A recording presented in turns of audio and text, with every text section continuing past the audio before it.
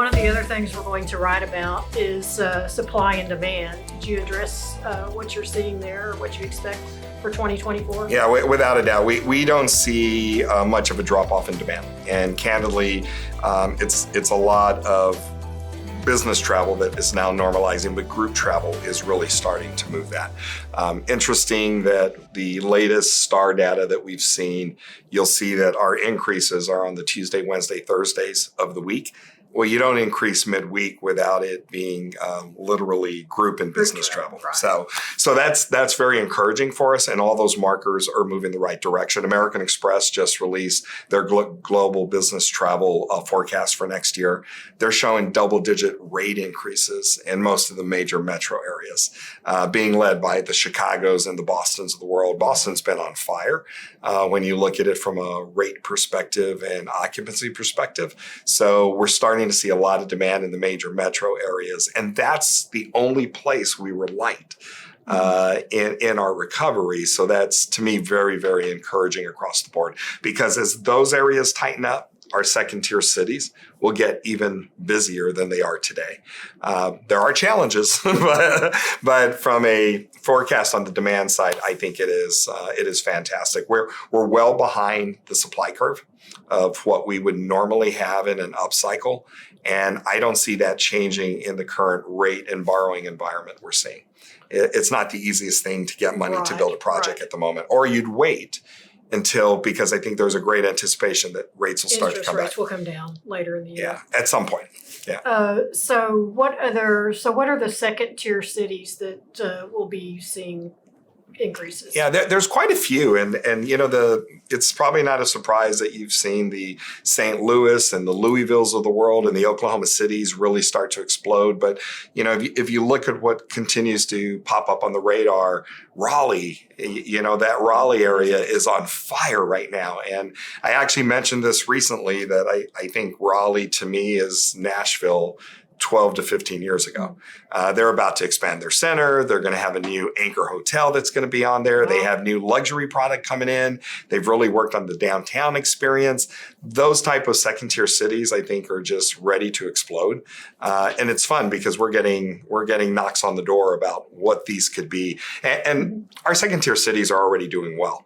I'm looking at the emerging ones, the ones that are going to be kind of haven't been on the radar, and I think are going to be really, really popular. Knoxville has come up. Knoxville, Tennessee has recently come up on what that can do as a destination. And it's these destinations having a little bit of vision as far as what they want to do in an entire experience within the city that I think makes it a little bit fun. But, I surprisingly spoke at a Grand Rapids program for their CVB. And it's not a surprise that I spoke there, but it was a surprise that the destination was just on fire.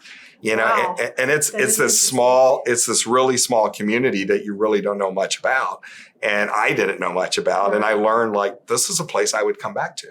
And it was new for me to learn, but the experience was really good and how it was all put together. So I think that's going to be, there's going to be a lot of different emerging markets. I think, again, I do think the Oklahoma cities and the Louisvilles of the world and all of those type of destinations, they're going to continue to show strength. Mm-hmm. The challenge we have is always going to be about lift and airlift into the second tier cities because our airlines are still a little challenged, not the airlines, but they're challenged with planes and what routes we can add because we're behind in plane delivery by Boeing.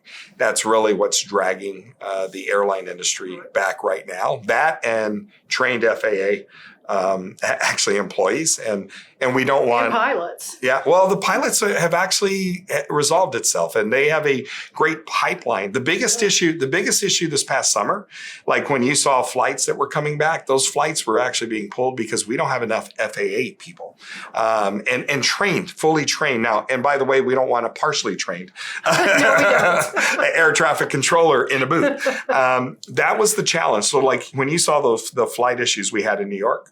And when that all pulled back this past summer, those flights being pulled back had to do with air traffic control. And even when we shut down the airports, when we had storms there, that had to do with air traffic control, not the airlines.